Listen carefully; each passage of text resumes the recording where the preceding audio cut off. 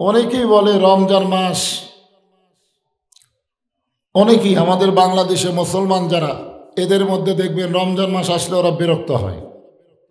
আবার কতকগুলো হোটেলের দরজাত কালো পর্দা দেওয়া ভিতরে কাম সারে।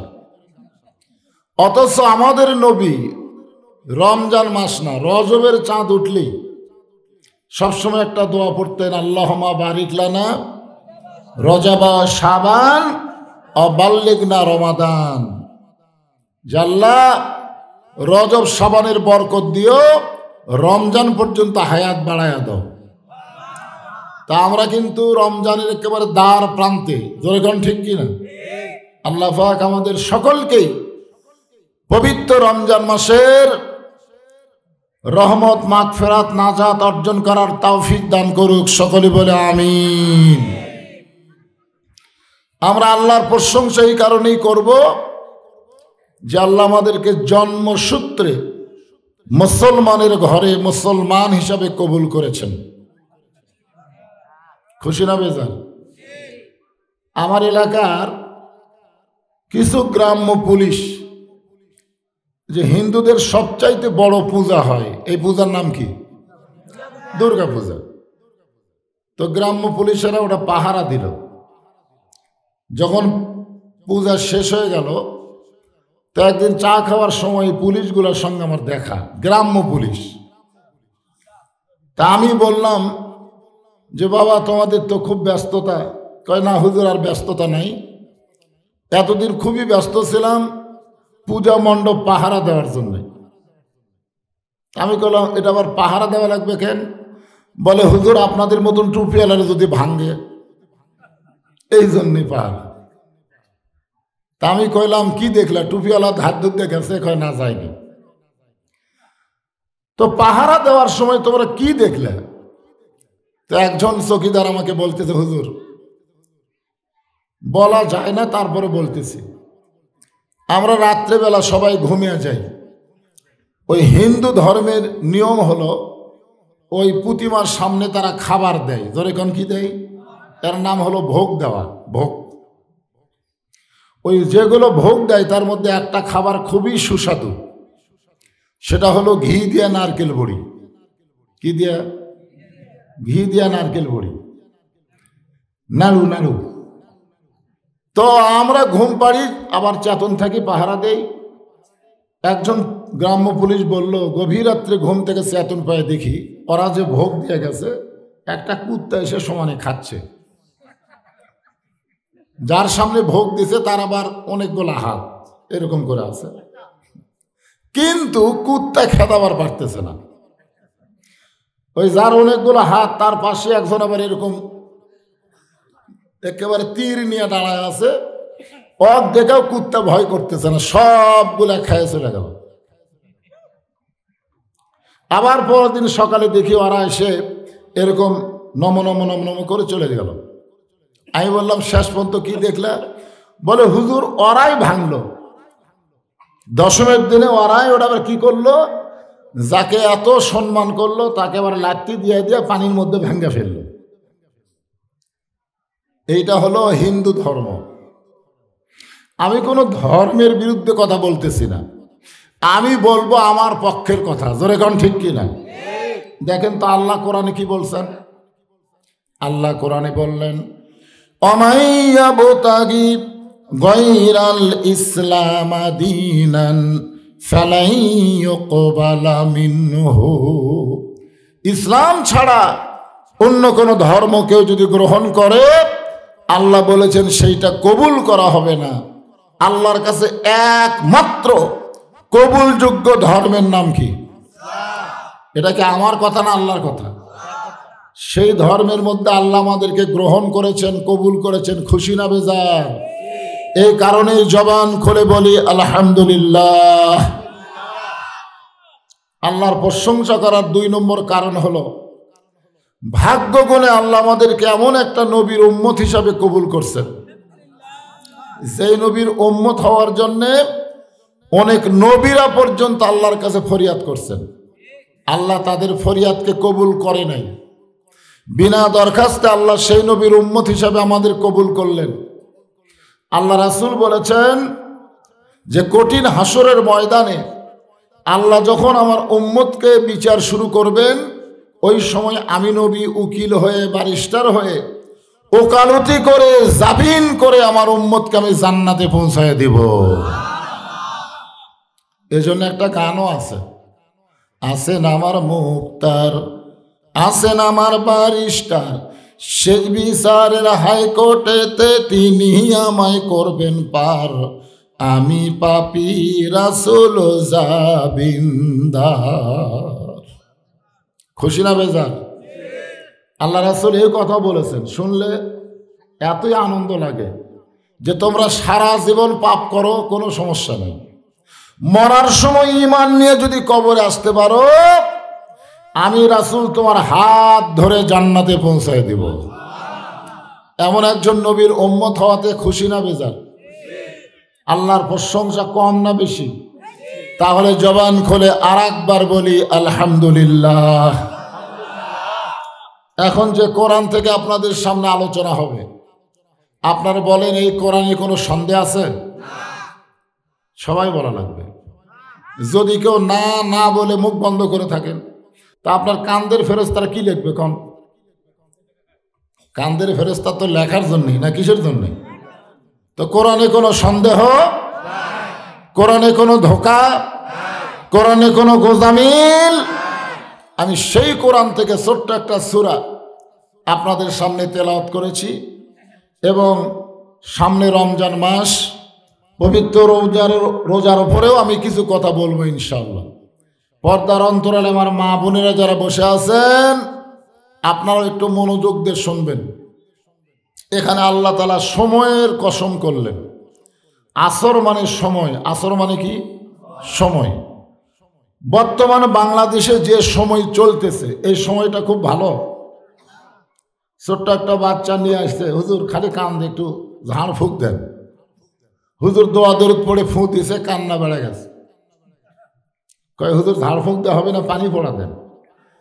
হুজুর আয়াতুল কুরসি সূরা ফাতিহা পড়ে পানি পড়া দিছে, বাচ্চারে খাওয়ানোর পরে আরো কান্না পারছে। বাচ্চার মা বিরক্ত হয়ে বলতেছে, বর্তমান সময়ে দোয়া দরুদের আর কোনো তাসির নাই। এক আধ মাস পরে জিজ্ঞাসা করা হলো, মা তোমার সন্তানের খবর কি? বলে আর কান্দে না। বলে কান্না বন্ধ হলো কেমনে? বলে মোবাইল চালু করে দিলি আর কান্দে না। যে সময় বাচ্চাদের কান্না থামে মোবাইল চালু করে দিলে, যে সময়ে বাচ্চারা মোবাইল চালু না করলে ভাত খায় না, আপনারা বলেন এই সময় কি খুব ভালো? যে সময় আমাদের যুবকগুলোর হাতে একটা করে মোবাইল, প্রত্যেকটা যুবকের হাতে একটা করে মোবাইল আছে না নাই? যুবকেরা যদি ইচ্ছা করে, সবাই যখন ঘুমায় যাবে দরজা জানলা বন্ধ করে ওই মোবাইলের মাধ্যমে অশ্লীল ভিডিও কিন্তু দেখা যায়, যায় কি যায় না? আমাদের যুবকেরা যদি দেখে, করার কিছুই নাই।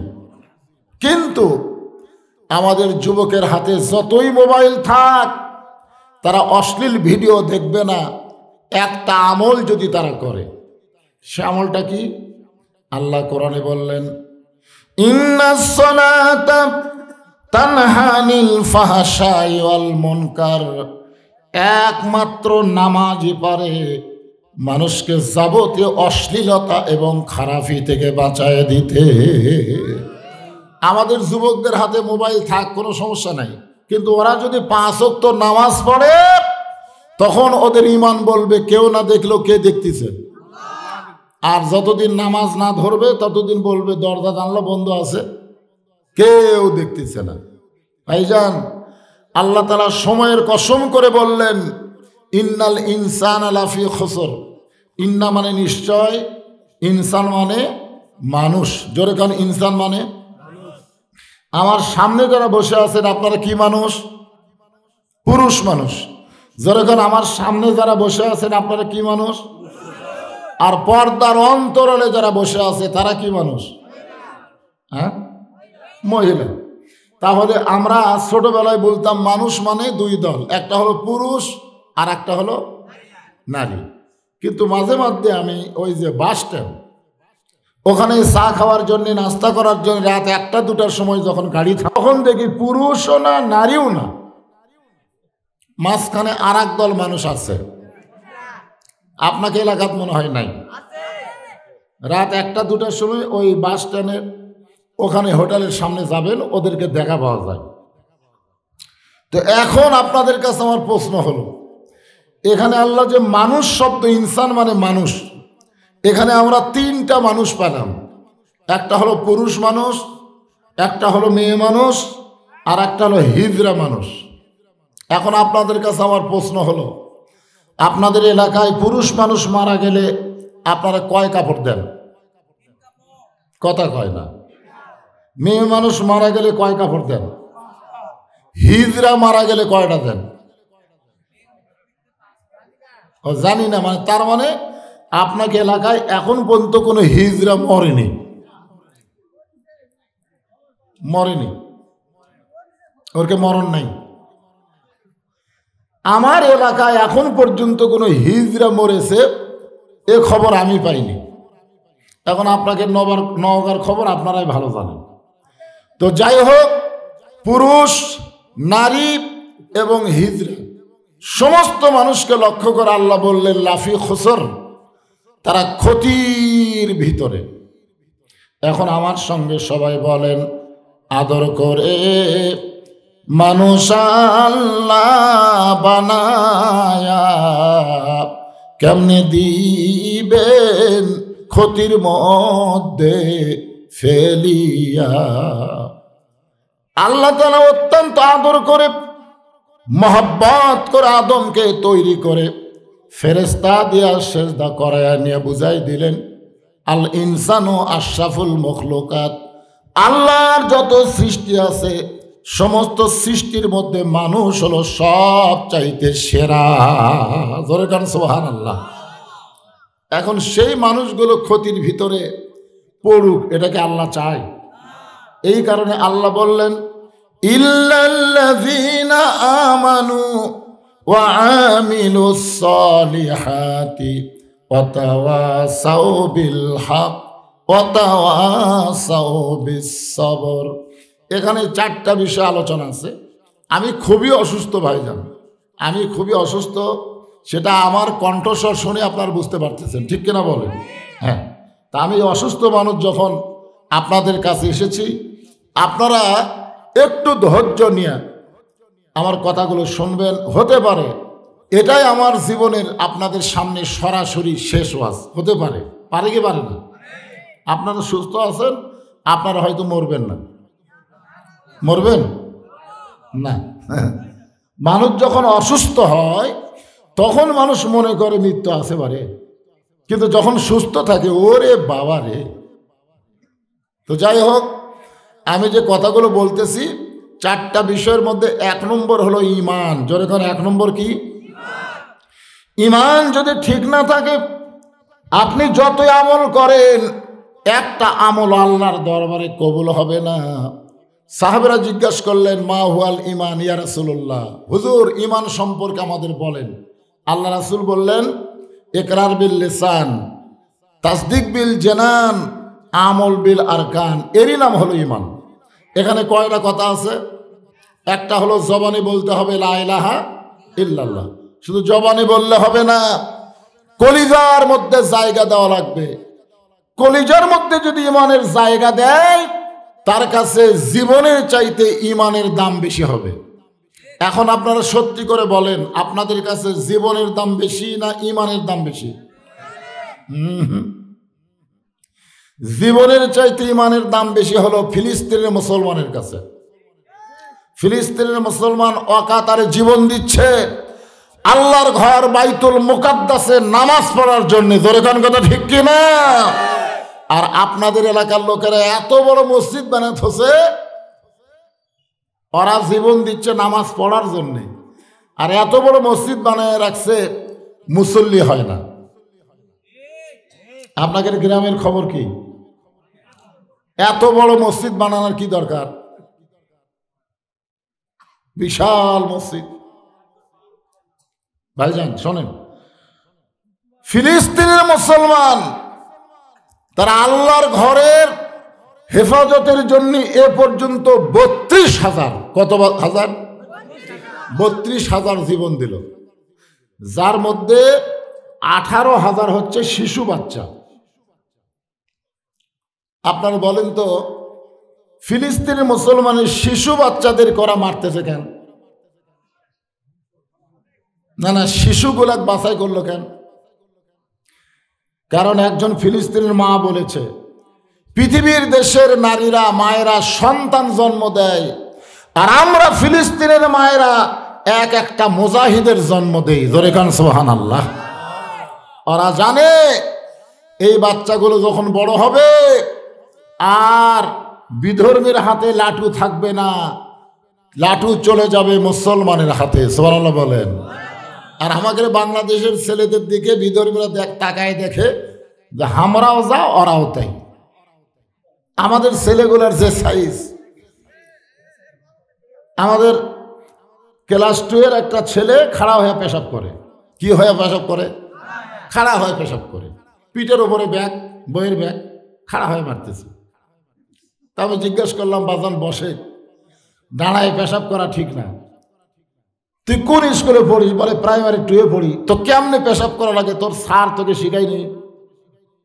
তখন বলে, চাচা দেখি খন প্রাইমারি পেশাবখানা যায় দেখি আমার স্যারই খাড়া হয়ে পেশাব করে। এখন আমাদের মাসুম বাচ্চাকে যে শিক্ষা দেওয়া হচ্ছে, এই বাচ্চা কোনোদিন ইসলামের সৈন্য হবে না, এরা জালেম হবে, ভালো মানুষদেরকে এরা জুলুম করবে। জোরে কোন কথা ঠিক কিনা? এই জন্য আমেরিকা, রাশিয়া, ব্রিটেন, ফ্রান্স আমাদের দেশের বাচ্চাদের দিকে কোনো খেয়াল নাই, সব খেয়াল পড়েছে ফিলিস্তিনের বাচ্চাদের উপর, যারা কোনো দোষ করেনি। ছোট ছোট বাচ্চা 7 বছর 6 বছর এরকম 18,000 বাচ্চাদেরকে ওরা হত্যা করলো। একটাই মাত্র কারণ, আল্লাহর বাইতুল মুকাদ্দাসকে ওরা হেফাজত করতে চায়। তাহলে মসজিদের জন্য যদি ফিলিস্তিনের মুসলমান জীবন দেয় আর আপনার মসজিদের নামাজ পড়তে ঢোকেন না, মুসলমান দাবি করবেন, আল্লাহ বলে যে মুসলমান দাবি করে নামাজ পড়ে না, নামাজ না পড়ার কারণে ওর মুসলমানিত্ব ক্যান্সেল হয়ে গেছে। জোরে কোন কথা ঠিক কিনা? আল্লাহ রাসূল বলেছে, লা সালাতা লা ঈমানা, যার নামাজ নাই তার ঈমানই নাই। জোরে কোন কি নাই? লা সালাতা লা দীনা, যার নামাজ নাই তার কোনো ধর্ম নাই। বাইনাল আবদি ওয়াল কুফরি তরকুস সালাত, বান্দার কাফেরের মধ্যে পৃথক করার জিনিস তার নামই হলো নামাজ। আজকে মনোযোগ দিয়ে কথাগুলো শুনবেন। তাসদিক বিল জানান, কলিজার মধ্যে যখন ইমানের জায়গা হবে, ওই মানুষটার কাছে জীবনের চাইতে ইমানের গুরুত্ব বেশি হবে। আমাদের বাংলাদেশের মুসলমানের কাছে ইমানের চাইতে জীবনের গুরুত্ব বেশি। আমরা অনেক সময় বলি জীবন বাঁচান ফরজ। আপনারা অন্তর থেকে বলেন তো, জীবন বাঁচান ফরজ না ইমান বাঁচান ফরজ?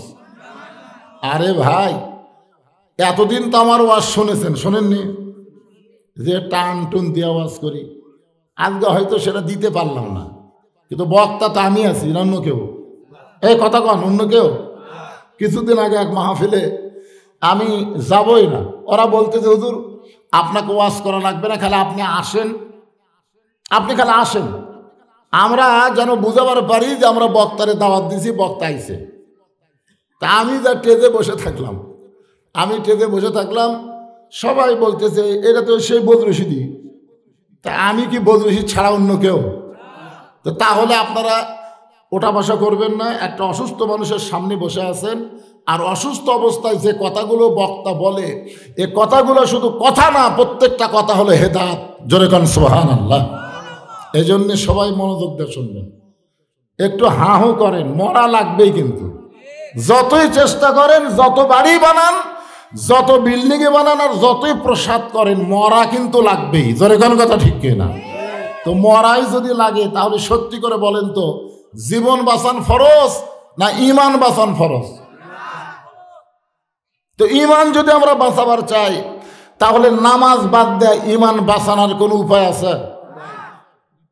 এই জন্য সূরা আসরের 2 নম্বর বিষয় হলো ওয়া আমিলুস সালিহাত, নেক আমল করতে হবে। আমাকে একটা ছেলে বলতে যে হুজুর, আমাদের মসজিদকে আমরা মডেল মসজিদ বানাবার চাই। এই গ্রামের যে মসজিদ আছে, এই মসজিদকে কি মসজিদ বানাবে? মডেল মসজিদ। বর্তমান প্রধানমন্ত্রী অনেকগুলো মসজিদ বানিয়ে দিয়েছে, নাম হলো মডেল মসজিদ। জোরে কোন কি মসজিদ? মানুষ রাস্তা দিয়ে যায়, আর তাকায় থাকে, দেখে কি সুন্দর রে। আপনারা বলেন তো, মসজিদ কি দেখার জন্যে? আমার এলাকার কিছু ছেলে হাইস মাইক্রো ভাড়া করে 201 গম্বুজ মসজিদ দেখবার গেছে। বাংলাদেশে একটা মসজিদ আছে, সে মসজিদের গম্বুজের সংখ্যা হলো 201টা। এই মসজিদ হলো টাঙ্গাইলের গোপালপুর। ওরা মসজিদ দেখে এসে আমাকে বলতে, তো হুজুর সেই রকম একটা মসজিদ হুজুর, আমরা ছাদের ওপর যায় গম্বুজ গুনা দেখলাম 201টা, সেই রকম। তা আমি কইলাম, বাজান তোমরা যেরকম ভাবে তারিফ করতেছ, গেছলা কখন? তোকে 11টার সময়। তোমরা ওখান থেকে ফিরলা কখন? কয় 3টার সময়। তো 11টার সময় গেছো, 3টার সময় ফিরাইছো, মাঝখানে একটা জোহরের নামাজ গেছে, সে নামাজের খবর কি? কয় হুজুর আমরা তো নামাজ পড়িনি, তবে মসজিদ দেখেছি। আপনার বলেন তো, মসজিদ কি দেখার জন্যে? এ কথা কন, মসজিদ কি দেখার জন্যে? বর্তমান সরকার 564টা মসজিদ বানায় দিছে। এ মসজিদ দেখার জন্যে নয়, মসজিদ দেখার জন্যে। তাহলে সরকারের উচিত হলো, শুধু মসজিদ বানালে হবে না, মসজিদের মধ্যে মুসল্লি কেমনে ঢুকবে, কেমনে ঢুকবে এই আইন আল্লাহর কোরআনে আছে না নাই? আল্লাহ কোরআনে বলতেছেন, আল্লাযীনা ইম্মাক্কান্নাহুম ফিল আরদ। মুসলমানের মধ্যে কাউকে যখন ক্ষমতার চেয়ার দেওয়া হবে, ক্ষমতার চেয়ার পাওয়ার পরে তার 1 নম্বর কাজ হলো 564টা মসজিদ বানান না। 1 নম্বর কাজ হলো পদ্মা সেতু নির্মাণ করা না। 1 নম্বর কাজ হলো 4 লাইন রাস্তা করা না। 1 নম্বর কাজ মাদকমুক্ত সমাজ করা না। 1 নম্বর কাজ বাল্য বিয়া বন্ধ করা না। এগুলো সবই কাজ, কিন্তু 1 নম্বর কাজ হচ্ছে আকামুস সালাত, নামাজ কায়েম করা। জোরে কোন কথা ঠিক কিনা? আজকে যদি আপনারা সত্যি করে একটু অন্তর থেকে চিন্তা করে বলেন তো, মসজিদে আজান দেওয়ার পরে মুসলমান দাবি করে মসজিদের মধ্যে ঢোকে না, আজান শোনার পরে মসজিদের মধ্যে ঢুকতেছে না, কিন্তু কয় হয় মুসলমান। ওর চাইতে বড় জালেম কেউ দুনিয়াতে আছে? সরকার যদি পুলিশদের বলতো যে আজান দেওয়ার পরে মসজিদে না ঢুকে বাহিরে যারা ঘুরতেছে এদের পাছার কাপড় খুলে 10টা করে বাড়ি লাগাও, যদি বর্তমান প্রধানমন্ত্রী আইন করে, আপনারা বলেন তো ছেলেরা কি আজান শোনার পরে বাইরে থাকবে? কিন্তু বর্তমান সরকার পুলিশ দিয়া বেনামাজি জালেমদেরকে কিছুই বলতেছে না, বরং আমাদের মতন আলেমদেরকে ধরার চেষ্টা করতেছে। জোরে কোন কথা ঠিক কিনা?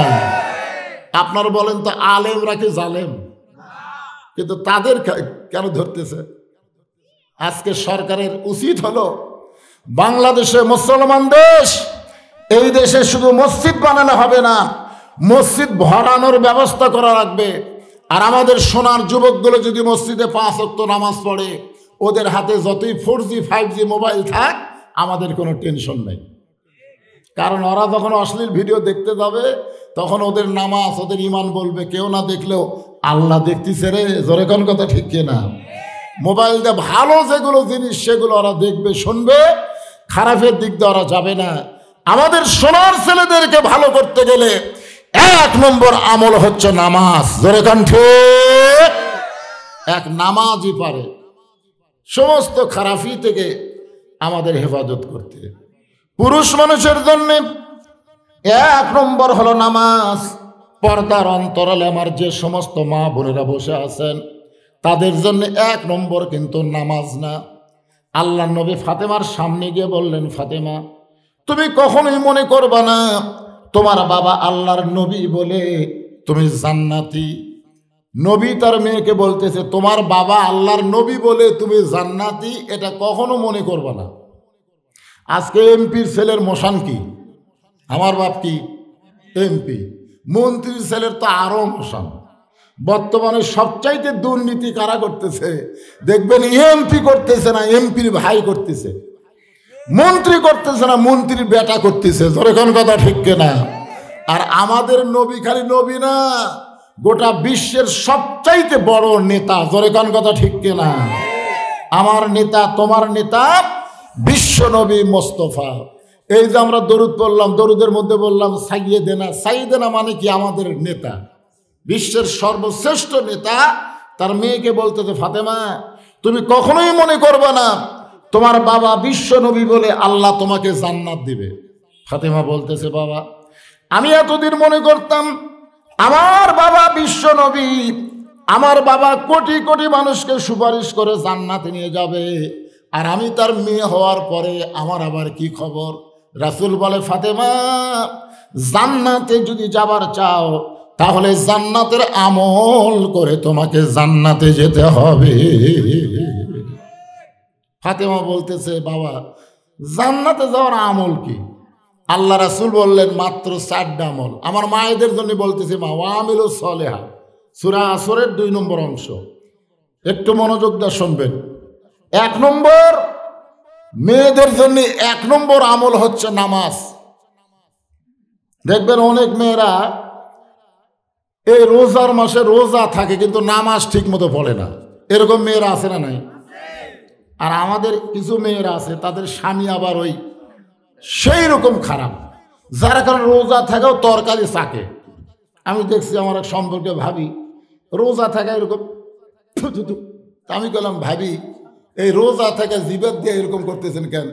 তোর ভাই এতই খারাপ ভাই, খাবার বসে যদি ইফতারের সময় একটু লবণ বেশি হয় কম হয় তাহলেই একেবারে থালি ফেলে দেবে, মানে রোজা থাকবার চায় না, বুঝলেন? বউ জোর করে রোজা রাখায় আর ইফতারের যায় খালি ভুল ধরে। এখন বউ কি করবি? এই জন্যে রোজা থাকা ওটা চাকে, আছে না নাই? দরকার আছে না নাই? আপনারা বলেন তো, যে বউ রোজা থেকে ইফতারি পাক করে, তরকারি পাক করে, খাবার পাক করে আপনার সামনে দেয়, সেই বউয়ের যদি সামান্য ত্রুটি হয় আপনার রাগ করা যাবে?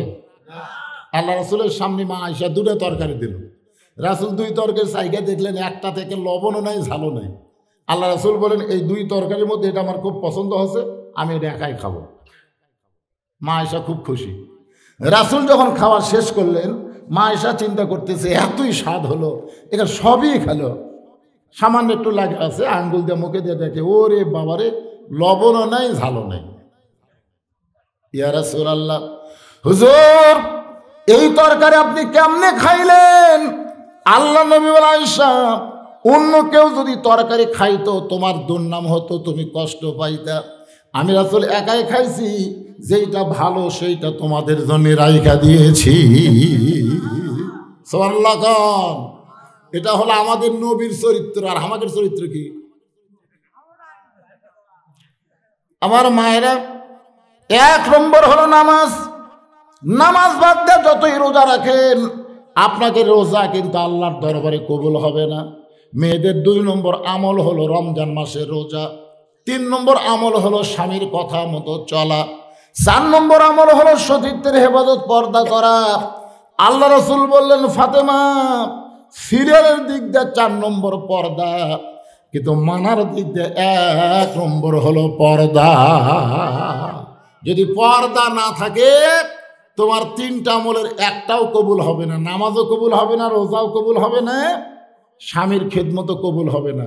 এই 3টাকে যদি কবুল করবার চাও তাহলে মেয়েদের 1 নম্বর আমল হলো পর্দা। জোরে কোন 1 নম্বর আমল কি? এখন আপনাকে এই গ্রামের পর্দা কেমন আপনারাই ভালো জানেন। এই গ্রামের মায়েরা পর্দার মধ্যে থাকে না? থাকে তো ইনশাল্লাহ। আল্লাহ কোরআনে বললেন, এই হুজুরা কারা রে? একে 3টাই মাদ্রাসার ছাত্র। আমি অনেক মাহফিলে বলে থাকি, এই মাদ্রাসার বাচ্চাদের ওয়াজ শোনা ঠিক না, কারণ এরা নিজেরাই একটা করে ওয়াজ। সুবহানাল্লাহ।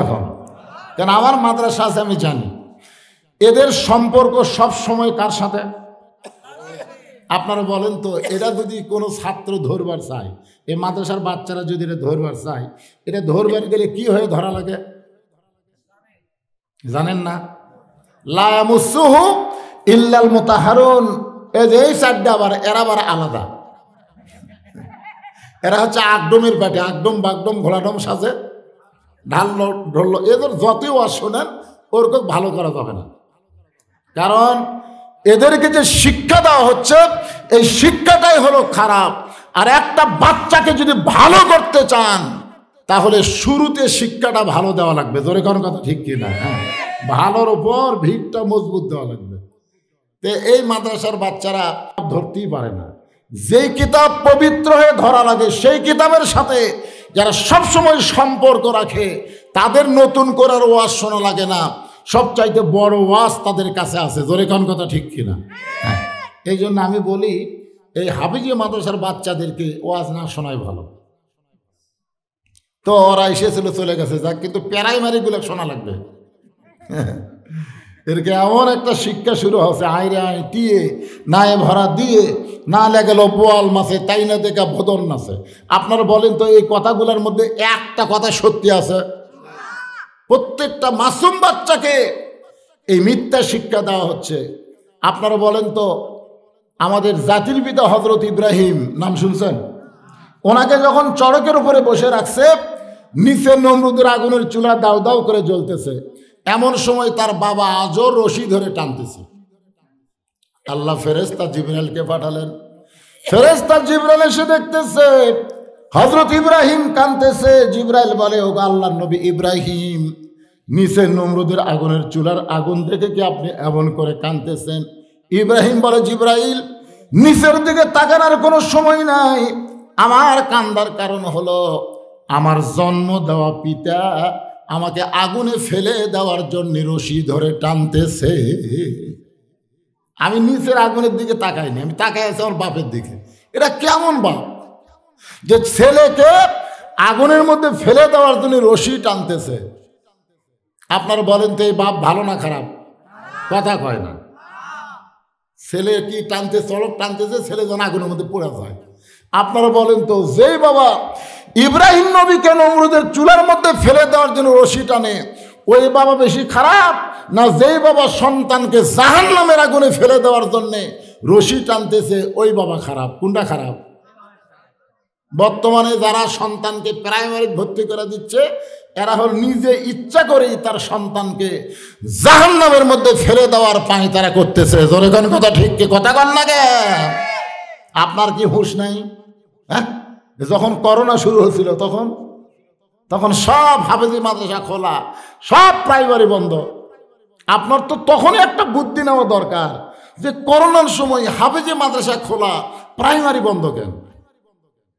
হাসান হক ইনু প্রধানমন্ত্রীকে বলল যে প্রাইমারির বাচ্চারাও ছোট, হাফেজি মাদ্রাসার বাচ্চারাও ছোট, তো করোনা যদি ধরে সবাইকে ধরবে, তা আপনি প্রাইমারি বন্ধ করে দিলেন, হাফেজি মাদ্রাসা খোলার অনুমতি দিলেন কেন? প্রধানমন্ত্রী তখন বলল, ইনু সাহেব, প্রাইমারি হলো নাপাক আর হাফেজি মাদ্রাসা হলো পাক। জোরে খান সুবহানাল্লাহ। ওদের ওসিলায় ওদের কোরআন তেলাওয়াতের ওসিলায় আল্লাহ হয়তো করোনা থেকে বাংলাদেশকে হেফাজত করবে। যে ঘনবসতি বাংলাদেশ, করোনা যদি ঘনবসতি বাংলাদেশকে ধরত তাহলে লক্ষ লক্ষ মানুষ মারা যেত। জোরে কার কথা ঠিক কিনা? শুধুমাত্র এই কোরআনের ওসিলায় করোনা নামক গজব থেকে আল্লাহ আমাদের বাংলাদেশকে হেফাজত করছে। জোরে কান সুবহানাল্লাহ। একটু মনোযোগ দিয়ে শুনবেন। আমার মায়েরা যারা পর্দার অন্তরালে, নারীদের জন্য 1 নম্বর হলো পর্দা। নারীরা যদি পর্দার মধ্যে থাকে, ওই পর্দানিশী মায়ের পেট থেকে যেই সন্তান হবে সেই সন্তান আল্লাহর ওলি হবে। একটা পর্দানিশী মেয়ে, তার নাম হলো উম্মুল খয়ের ফাতেমা। উম্মুল খয়ের ফাতেমা, তার একটা ছেলের নাম হলো আব্দুল কাদের। জোরে বলেন, ছেলের নাম কি? আব্দুল কাদের। 4 বছর বয়সে মাদ্রাসায় ভর্তি করে দিছে। দেখেন পর্দানিশী মায়ের পেট থেকে কীরকম সন্তান জন্ম নেয়। এই জন্য একজন নেপোলিয়ন বলেছে, তোমরা যদি ভালো একটা সন্তান চাও, ভালো একটা মায়ের দরকার। ভালো একটা কিসের দরকার? ভালো একটা মায়ের দরকার। আর আমরা যদি ভালো মা চাই, পর্দা ছাড়া ভালো মা পাওয়ার কোনো উপায় নাই। দেখবেন পর্দানিশী নারীরা কোনোদিন সিজার করে না, সিজার করবে না, কারণ তারা এত শরম করে, না না ডাক্তারের মধ্যে যদি মহিলা ডাক্তার না হয়, মরদ ডাক্তার, আমার পেট কাটে, মরে যাবো, কিন্তু আমি সিজার করব না, আমার নর্মালি বাচ্চা হোক। আর যারা বেপর্দা, ওরে বাবারে মরবো না রে, পেট কাটে বাচ্চা বের করে। আপনারা বলেন তো নর্মালে বাচ্চা আর সিজার করা বাচ্চা, এই দুটোর মধ্যে তফাৎ কি? নর্মালে বাচ্চা হলো বাচ্চার একেবারে সময় শেষ করে বাচ্চা মায়ের পেট থেকে বের হয়, এটা হলো নর্মালে। আর সিজার করা হলো বাচ্চার এখনো বার হওয়ার সময় হয়নি, এমন সময় পেট কাটে, ডাক্তার টাকা খাওয়ার লোভে বলতেছে পানি ফুরে গেছে, পেটের মধ্যে পানি নেই, বেকা তেড়া হয়ে আছে। এখন কি করবি, পেট কাটে বার করে দেখে, পেট কাটে দেখে তোর ঘুমই ভাঙ্গেনি। ডাক্তাররা কয় কে রে, আরো 2 দিন পরেই নর্মালে হতো রে, কিন্তু এখন পেট কাটে যার ঘুম ভাঙলো না, করবো কি? তখন ডাক্তাররা বসে বলে জ্বর পাও ধরে বার করে একটা ঘুরেন দাও, তখন এই পাও ধরে এরকম একটা ঘুরেন দেয়, ওই ঘুরেন দিতে তখন মাথার ঝাঁকিলে ওই যে ঝাঁকি খাচ্ছে, ওই ঝাঁকি খাওয়ার পরে ওই বাচ্চাটার কোনো সময় স্থির থাকে না, যেখানেই বসে 2-4 মিনিট পর পর লাফতে ওঠে, মানে অস্থির। আর যারা আমরা নর্মালি হচ্ছি, আমার দাদি তো আমারে কইছে ভাই তোকে টানে বার করবার যা তোর মাথা লম্বা হয়ে গেছিল, পরে আমরা থেবে থেবে মাথা গোল করছি। আমার মায়েরা শোনেন, আব্দুল কাদেরের বয়স হলো মাত্র 4 বছর, একটা মাদ্রাসায় ভর্তি করে দিছে। মা পর্দার অন্তরাল থেকে বলে আমার আব্দুল কাদের যেন কোরআনের হাফেজ হয়, আলেম হয়, কারণ একজন ভালো মা চাবে তার সন্তানকে কোরআনের শিক্ষা দিতে। ধরে কোন কথা ঠিক কিনা? প্রত্যেকটা ভালো মা চাবে কোরআনের শিক্ষা দিতে, কারণ কোরআনের শিক্ষা যখন সন্তান নিবে তখন ওই বাচ্চাটা পবিত্র হওয়ার শিক্ষা পাবে। কারণ ছোটবেলায় পবিত্র হওয়ার শিক্ষা যদি কোনো বাচ্চারে দেওয়া হয়, ওই বাচ্চা বড় হলে আর অপবিত্র হতে চাবে না। ছোটবেলায় যারা খাড়া হয়ে পেশাব করে, বড় হয়ে তারা পেশাব করবেই। পেশাব যে একটা দুর্গন্ধ জিনিস, পেশাব কমপ্লিট করে যে পানি খরচ করা লাগে, অনেক ছেলেরা পর্যন্ত এটা জানি না। জোরে কোন ঠিক কিনা? তা আব্দুল কাদেরকে মাদ্রাসায় ভর্তি করে দিছে। পরদিন ওস্তাদ বলতেছে আব্দুল কাদের আয়, তোর মা চাই তুই হাফেজ আলিম হবে, আয় আমার কাছে। কাছে নিয়ে বলতেছে আমার সঙ্গে পড় আলিফ। যেই বলছে আলিফ, সঙ্গে সঙ্গে আব্দুল কাদের লাম মিম যালিকাল কিতাবু লা রাইবা ফি হুদাল লিল মুত্তাকিন আল্লাযীনা ইউমিনুনা বিল গায়বি ওয়া ইউকিমুনাস সালাত ওয়া মিম্মা রাযাকনাহুম ইনফিকুন। ওস্তাদ মারছে দৌড়। কেন আমি আলিফ বলার পরে বা না বলতেই যে হারে শুরু করছে, ই তো মানুষের বাচ্চা না, এই জিন পেতনির বাচ্চা হবে। ওস্তাদ দৌড় দেখে ছাত্র বলে হুজুর দৌড়ান কেন? বলে একলা পারতেছি না, তোমরা সবাই আসো। সবাই মিলে ঘিরে ধরে দেখতেছে ওই ছোট্ট বাচ্চা, 4 বছরের বাচ্চা খালি ঝুঁকতেছে আর পড়তেছে, ঝুঁকতেছে আর পড়তেছে। দেখবেন কোরআন পড়বার গেলে একটা ঝোঁক আসে। আল্লাহ কোরআনে বলেন ইন্নামাল মুমিনুনা আল্লাযীনা ইযা যুকিরাল্লাহু ওয়াজিলাত কুলুবুহুম। জোরে কোন আল্লাহু আকবার। এক ওস্তাদ কোরআন শরীফ হাতে নিয়ে, কোরআন শরীফ নিয়ে আব্দুল কাদের পড়তেছে আর আয়াতের উপর দিয়ে আঙ্গুল মারতেছে। একটা মাত্র আয়াত বাদ পড়ে না। যেই মাত্র 18 পারা কোরআন পড়া শেষ, সঙ্গে সঙ্গে আব্দুল কাদের ব্রেক। ওস্তাদ কয় কে রে, 18 পারা পড়ার পরে আর ব্রেক হলো কেন? আর এক ওস্তাদ বলে জানবার যদি চাও তাহলে আর মায়ের কাছে যাও। বাপের কাছে না মায়ের কাছে? কি জন্যে? বাবা আনন্দে মাতিয়া সাগরে ভাসাইয়া সেই যে চইলা যায় খবর লয় না। মাজন ধরে আয়ু ধরে কতই কষ্ট করে, 10 মাস পরে পায় প্রসবের বেদনা। এমন দরদি ভাবে কেউ হবে না আমার মা, মা গো। আজকে যে সন্তানগুলো ঘুরতেছে মাহফিলে বসতেছে না, আর যে সন্তানগুলো মাহফিলে বসে গেছে, আপনারা বলেন সবাই সমান? তো ওরা ঘরে কে, আপনারা বসলেন কে? যারা ঘুরতেছে ওরা যখন মায়ের পেটে ছিল, মা পেট উতলে গোটা পাড়া ঘুরিছে, ওই পেটের মধ্যেই ঘোরনি ব্যারাম পাশা। ওই কোনোদিন কোরআনের মাহফিলে বসবার পারবে না, আর বসার যোগ্যতা নাই। আমারে বলে হুজুরে 11 মাস আমার খিদে কম, আর রমজানের চাঁদ উঠলে আমার খিদা বাড়ে, কারণ কি? আমি বললাম রমজানের চাঁদ উঠলে তোর খিদা বাড়ে কারণ কি? তোর কি মা বাঁচা আছে? কয় হ্যাঁ। তো মায়ের কাছে যা। তোর মা কেমনে জানবে? আরে যাস না কেন? ও আমার কথা মতো মাকে গিয়ে বলছে মা 11 মাস আমার খিদা কম, কিন্তু রোজার চাঁদ উঠলে আমার খিদা বাড়ে কেন? মা বলতেছে তোর দাদি। এই সর্বনাশ করছে তোর দাদি। তুই যখন আমার পেটত আসলি তখন তোর দাদি আমারে কইছে, বৌমা এবছর রোজা থাকা যাবে না, রোজা থাকলে তোমার পেটের সন্তান শুকা যাবে। খালি তোকে তাজা তোর জন্য রোজা না রাখ আমি খাসি রে।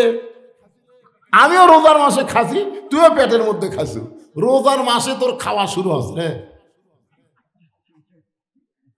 এই জন্যে আজকে যারা হোটেলের দরজাত কালো পর্দা দিয়ে খায়, খুঁজলে দেখবেন ওরা যখন মায়ের পেটে ছিল ওদের মা তখন রোজা ছিল না। এখন একজন ওস্তাদ বলতেছে, জানবার যদি চাও তাহলে আব্দুল কাদেরের মায়ের কাছে যাও। 4 বছরে আব্দুল কাদেরকে কাঁধে করে মায়ের কাছে সবাই চলে যাচ্ছে। উম্মুল খয়ের ফাতেমা জানলা দিয়ে দেখে, গতকাল আব্দুল কাদেরকে ভর্তি করে দিলাম, আজকাই ফেরত দিবার আইছে। উম্মুল খয়ের ফাতেমা পর্দার ভিতর থেকে বলে, হুজুর আমার আব্দুল কাদেরকে কোরআনের হাফেজ আলেম বানাবার চাই, মাদ্রাসায় ভর্তি করে দিলাম গতকাল, আজকে ফেরত দিবার আইছেন, কারণ কি? ওস্তাদ বলতেছে তোমার আব্দুল কাদেরের মারাত্মক একটা দোষ আছে। বলে কি দোষ? বলে আলিফ বলার পরে বা বলে না, এক টানে 18 পারা কোরআন আমাদের শোনায় দেয়। এখন তুমি বলো মা, তোমার আব্দুল কাদের 18 পারার কোরআন কোথায় পাইল? মা ঘরের ভিতর থেকে বলতেছে, আল্লাহর শপথ করে বলতেছি আমি জানি না। ওস্তাদ বলে অস্বীকার করো না। বলে আমি এতটুকু জানি আমি 18 পারা কোরআনের হাফেজা। এ আব্দুল কাদের যখন আমার পেটে ছিল, কারণ সন্তান যখন পেটে আসে তখন আল্লাহ মায়ের মাসিক ব্যারাম বন্ধ করে দেয়। সুবহানাল্লাহ বলেন। মায়েদের যারা যুবতী পেটে যখন বাচ্চা আসে, ওই সকল যুবতী মায়েদের প্রতি মাসে 3 দিন 5 দিন 7 দিন একটা করে অসুখ হয় কি হয় না? আপনার বলেন তো, এই অসুখ হলে নামাজ পড়া যাবে, রোজা করা যাবে? কিন্তু সন্তান পেটে আসার সাথে সাথে আল্লাহ তাআলা এই মাসিক ব্যারাম বন্ধ করে দেয়। কেন দেয়? যে সন্তান পেটে থাকা অবস্থায় মার ইবাদতের যেন কোনো কমতি না হয়। আব্দুল কাদের মা বলতেছে, আমি আব্দুল কাদের পেটে আসার পরে 5 ওয়াক্ত নামাজ আদায় করেছি। আব্দুল কাদের পেটে থাকার সময় আমার ইবাদতের কোনো কমতি হয় নাই, সব সময় কোরআন তেলাওয়াত করেছি। আব্দুল কাদের যখন দুনিয়াতে ভূমিষ্ঠ হলো, আমার সন্তান কান্দে, আমি বাবা তো কয়া কান্না থামাইনি, আমি আল্লাহর কোরআন তেলাওয়াত করে করে আব্দুল কাদেরের কান্না থামাইছি। আব্দুল কাদের যখন আমার স্তনের দুগ্ধ পান করত, আমি কোরআন তেলাওয়াত করতাম। আব্দুল কাদের যখন বিছনায় ঘুমাবার যাইতো, আমি 1 পারা কোরআন না শোনাইলে আমার আব্দুল কাদের কোনোদিন ঘুমাইতো না। 1 পারা কোরআন শোনাইলে তারপরে চোখ বন্ধ করে। আর আমাদের মা দেখে কিরণমালা, সন্তানও দেখতেছে। জোরেগণ ঠিক কিনা? অনেক মায়েরা সন্তানকে কোলত নিয়ে স্টার জলসা জি বাংলা দেখে। ভাইরে, আজকে সন্তান ভালো মন্দ হওয়ার প্রধান কারণ হলো মা। মাই হচ্ছে সন্তানের সবচাইতে বড় বিশ্ববিদ্যালয়। জোরেগণ কথা কন না গে? 4 বছর আমি 18 পারা কোরআন বহুবার তেলাওয়াত করেছি। আমার তেলাওয়াত শুনে শুনে আব্দুল কাদের যে মুখস্থ করছে, আমি মা হয়ে বুঝবারই পারিনি। সমস্ত শিক্ষক বলতেছে, মা যদি ভালো হয় সন্তান আল্লাহর ওলি হয়। তাহলে আমাদের মা যারা পর্দার অন্তরালে, এরা যদি ভালো না হয় আমরা কোনোদিন ভালো সন্তান আশা করতে পারবো না। আমাদের ভবিষ্যৎ সন্তানগুলো সব মসজিদমুখী হোক, এটাকে আমরা চাই কি চাই না? আমাকে বলা, হুজুর আমাদের গ্রামে সবাই ধনী, মসজিদের উন্নয়ন করবে মাহফিল। আমি বলবো, মসজিদের উন্নয়ন হলো মসজিদ 2 তলা 3 তলা 4 তলা করা না। মসজিদের উন্নয়ন হলো জাপানি টাইলস দিয়ে মসজিদ সুন্দর করা না। মসজিদের উন্নয়ন হলো এলাকার সমস্ত মুসলমান পুরুষ মানুষকে মসজিদে 5 ওয়াক্ত নামাজ জামাতে আদায় করা। এই নামাজ পড়িস? আমাকে রে সুবহানাল্লাহ কাম সারছে। আপনাকে গ্রামের মসজিদের খবর কি? মুয়াজ্জিন থাকলে ভালো বোঝা যেত। আছে মুয়াজ্জিন? কোথায়? কোনটা?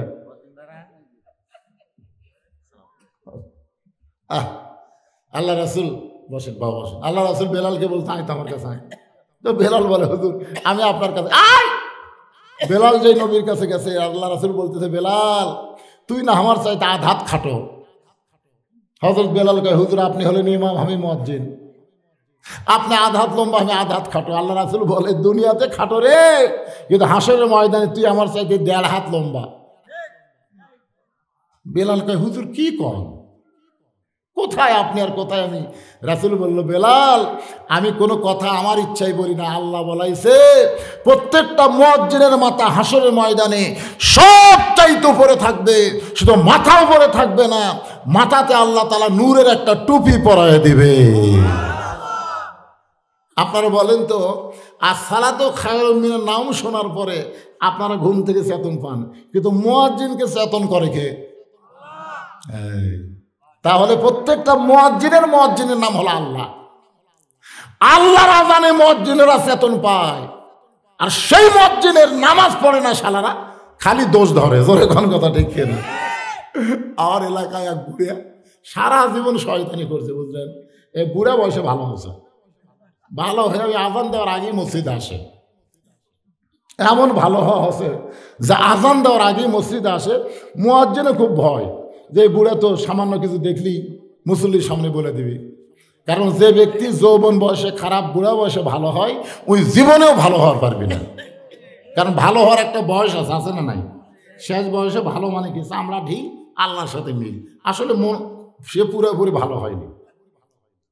তো এই বুড়াটা একদিন ফজরের আগে আসা দেখে মুয়াজ্জিন আজান দিল, আজান দিয়ে যা গোসল করলো।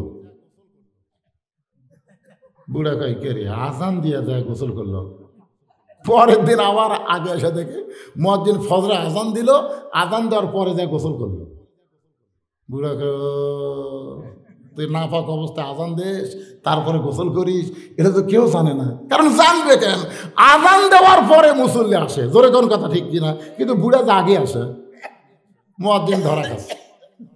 ফজরের নামাজ শেষ করার পরে মুরব্বি দাঁড়ায় বলতেছে ভাই এই মুয়াজ্জিনের বিরুদ্ধে আমার রিপোর্ট আছে। সব মুসল্লি বলে মুরব্বি তুমি তো নামাজই পড়ো না, বুড়া বয়সে নামাজ ধরে আবার কি রিপোর্ট? বলে মারাত্মক রিপোর্ট, এই মুয়াজ্জিন ফজরে আজান দেওয়ার পরে গোসল করে, আমি 3 দিন দেখছি। সব মুসল্লি কয় নাউজুবিল্লাহ নাউজুবিল্লাহ, আজান দিয়ে যায় গোসল করে। সমস্ত মুসল্লি বলে মুয়াজ্জিন আজান দেওয়ার পরে গোসল করেন। মুয়াজ্জিন কান্দার বলে আমি আপনাদের সামনে বলবার চাচ্ছিলাম না, কিন্তু এই শয়তানের কারণে বলা লাগবে।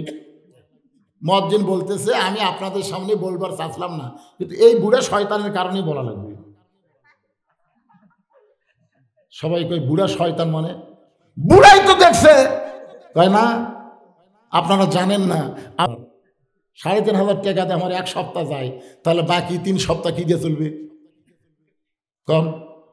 এই জন্য এশার নামাজ পড়ার পরে আমি গুদাম দেখতেছেন না, পাশে গুদাম, ওই 3 গুদামে আমি কুলির চাকরি করি। এশা থেকে ফজরের আজানের আগ পর্যন্ত আমি বস্তা ভরাই, সেই বস্তাগুলা ওই গুদামের মধ্যে লোড করি। এইগুলা লোড করবার যে আমার শরীরে ওই বস্তার ময়লা ভরে গাও ঘামে যায়, ওই ঘামা গায়ে এই শালা বুড়ের জন্য ভয়ে আজান দিই যে সামান্য সময় কম বেশি হলে তুই রিপোর্ট করবি। এই জন্য আর ভয়ে আজান দিয়ে, আজান দেওয়ার পরে তারপরে আমি যা গোসল করি। সমস্ত মুসল্লি কান্দার বলে রে আই বুড়া রে, আজকে মুয়াজ্জিন বলতে পারবে মসজিদ বড় করার দরকার আছে না নাই? খালি জুমার দিনে মুসল্লি দেখলে হবে না, 5 ওয়াক্ত নামাজে মুসল্লি হওয়া লাগবে। জোরে কোন কথা ঠিক কি না? কথা কন। হ্যাঁ, দোতলা করতেছে কি জন্য? দোতলা এত মুসল্লি হুজুর আটে না। তো ফজরের খবর কি? এক কাতারে হয় না। জোহরের খবর কি? সব নওয়াগে গেছে। আসরের খবর কি? হাট বাজার করতেছে। মাগরিবের খবর কি? ফেরত আছে এখনো ঢোকেনি। এশার খবর কি? ফজরও তাই এশাও তাই। তো মসজিদের মধ্যে কয় কাতার? 11 কাতার। এখন পর্যন্ত 1 কাতারই মুসল্লি হয় না, তাহলে দোতলা করবা কেন? তখন বলতেছে ওই যে জুমার দিন সবার শেষে এসে আগে যায়, ওই শালাকের জন্যই দোতলা করা লাগতেছে। জুমার দিনে সবার শেষে এসে আগে যায়, এরা কিন্তু মুসল্লি না, এদেরকে আল্লাহ কোরআনে বলেছেন ফাওয়াইলুল লিল মুসাল্লিন। এরা নামাজ দিয়ে আল্লাহর সঙ্গে মশকরা করে, এরা নামাজ পড়তে আসে না। দেখবেন জুমার দিনে সবার শেষে আসে, আবার আগে বের হয়ে যায়। গোটা সপ্তাহ আর এদেরকে মসজিদে দেখা যায় না। এরা আবার রমজান মাসে যেটি ফ্যান সেটি যায় নামাজ, জোরে কোন ঠিক কিনা? দেখবেন রমজানের প্রথম দিকে এরা আবার একটা যায় নামাজ দিবে, আতর দিয়ে যায় নামাজ দিয়ে একের পাঞ্জাবি গাঁত দিয়ে যেটি যেটি ফ্যান আছে ওটি ওটি ওটা যায় নামাজ দিতেছে। যারা সারা বছর নামাজ পড়ছে ওরা চান্স নেই। হায় হায়, ওরা সামনে কাতারে বসে গেছে। হায় হায় সর্বনাশ। প্রথম 5-7 দিন ভালোই দেখা যায়, তারপরে তখন আস্তে আস্তে ওই শালার আর নাই, আর নাই। কেরে কুটি গেল রে, নাই। আবার শেষের দিকে যায় ওরা আবার ফেরত আসে। জোরে কথা কন না কেন? আপনাদের এলাকা তো এরকম আছে, আমার এলাকার কথাই বলতেছে। হায় হায় হায়। কি মজ্জিন সাহেব, খবর ঠিক আছে? খবর ঠিক আছে। আজকে এই মসজিদের উন্নয়ন বলতে আপনারা কি বুঝতেছেন? হ্যাঁ, সমস্ত মুসল্লিরা ধনী, সব মানুষ এই গ্রামের ধনী। মসজিদ এরকম থাকবে কেন? আপনারা বলতেছেন মসজিদ আমরা জাপানি টাইল দিয়ে মুড়ে দেবো, সেই রকম সাইজ করবো, মডেল মসজিদ বানাবো। খালি মডেল মসজিদ হলে হবে না, মডেল মুসল্লি হওয়া লাগবে। জোরে কোন কথা ঠিক কিনা? মডেল মুসল্লি বোঝেন? আল্লাহ রাসূল আসরের নামাজে ইমামতি করবেন। হযরত বেলাল আকামত দিচ্ছেন। এমন সময় রাসূল তাকায় দেখে ডান পাশে একজন সাহাবী তখনও বসে আছে। বেলাল যখন বলে কদ কামাতিস সালাহ, এরপরেও ওই সাহাবী বসে আছেন। আল্লাহ রাসূল বললেন কুমু লিল্লাহি কানিতিন। সাহাবীরে, মুয়াজ্জিন আযান দেয়, তুমি নামাজের জন্য দাঁড়াও, তুমি বসে আছো কেন? সাহাবী কান্দের বলে রাসূলুল্লাহ, আমি দাঁড়াবার চাই, কিন্তু 3 দিন হলে না খাওয়ার কারণে আমার দেহ এত দুর্বল হয়ে গেছে, আমি দাঁড়াবার চাই কিন্তু আমার মাথা চক্কর দিয়ে ওঠে। আল্লাহ রাসূল বললেন ওসমান, নামাজ যখন শেষ হবে তোমার এই ভাইটাকে তুমি এমন খাবার দিবা আর যেন না খেয়ে থাকা না লাগে। বাজান, আল্লাহ রাসূল বললেন আজকে তুমি বসে নামাজ পড়ো, নামাজ শেষ হওয়ার পরে ওসমানের কাছে যাবা, ওসমান এমন দেওয়া দিবে তোমার আর না খেয়ে থাকা লাগবে না। সাহাবী কান্দের বলে রাসূলুল্লাহ, আমি বসে নামাজ পড়লে কি হবে? আমার ঈমান বলতেছে ইয়াকা নাবুদু ওয়া ইয়াকা নাস্তাইন, আমি যে আল্লাহর ইবাদত করি সে আল্লাহ আমাকে সাহায্য করবে। যতক্ষণ পর্যন্ত আমার ঈমান বলবে আল্লাহ সাহায্য করবে, আমি না খাইয়া মরে যাব, কিন্তু আমি আল্লাহ বাদ দেয়া ওসমানের কাছে যাবার পারবো না। জোরে বলেন সুবহানাল্লাহ। একমাত্র নামাজই পারে মানুষকে আল্লাহর সঙ্গে বান্দার সম্পর্ক করে দিতে। আল্লাহ রাসূল বলেন তোমরা যখন কবরে যাবে, কবরে যাওয়ার পরে প্রথম প্রশ্ন করা হবে মান রব্বুকা, তোমার রবকে। প্রথম প্রশ্ন হবে মান রব্বুকা, তোমার রবকে। তখন সঙ্গে সঙ্গে আপনার নামাজ আপনার পক্ষে দাঁড়িয়ে যাবে। মুনকির নাকিরকে নামাজ বলবে, এ মুনকির নাকির, যেই মানুষটা আরামে ঘুম দিল তাকে কিসের প্রশ্ন করতেছ? মুনকির নাকির বলে তুমি কে? আমরা যাকে প্রশ্ন করব সে তো ঘুম পাড়তেছে, নামাজ বলতেছে তাই ঘুম পাড়বে, তার পক্ষে আমি উত্তর দিবার চাই। মুনকির নাকির বলে তাহলে বলো মান রব্বুকা। নামাজ বলতেছে তাহলে শোনো, যেই লোকটা মসজিদের মধ্যে ঢুকে নামাজের নিয়ত করার পরে আলহামদুলিল্লাহি রব্বিল আলামিন বলেছে, যেই লোকটা রুকুতে গিয়ে বলেছে সুবহান রব্বিয়াল আযীম, যেই লোকটা সিজদায় গিয়ে বলেছে সুবহান রব্বিয়াল আলা, দৈনিক কত রাকাত নামাজ পড়েছে, কত ওয়াক্ত নামাজ পড়লো সারা জীবন, তোমরা কি হিসাব দিবার পারবা? মুনকির নাকির বলতেছে আমাদের কাছে কোনো ক্যালকুলেটর নাই। নামাজ বলতেছে তাহলে রব রব করি তো দুনিয়া থেকে কবরে আসলো, তাকে আবার মান রব্বুকা প্রশ্ন কেন করতেছ? মুনকির নাকির বলে আল্লাহ তোমার বান্দাকে মান রব্বুকা প্রশ্ন করার সাথে সাথে নামাজ যে খেপছে আমরা এখন কি করব? আল্লাহ বলে নামাজ নিয়ে যে কবরে আইলো তার রবের উত্তর হয়ে গেছে। আর নামাজ ছাড়া যারা যাবেন আজকে কারা কারা ঈশার নামাজ পড়েননি হাত তুলবার কমো না। না না, কারা কারা ঈশার নামাজ পড়েননি? আচ্ছা, আপনার ফজর পর্যন্ত বাঁচার গ্যারান্টি দেন তো দেখি। একটা লোক বলেন হুজুর এশা পর্যন্ত কি আছে হুজুর, গ্যারান্টি আছে? তাহলে এক পলকের নাই ভরসা, মিশে সকল আশা, কখন বুঝি দারুণ ঝড়ে ভাঙবে তোমার বাসা।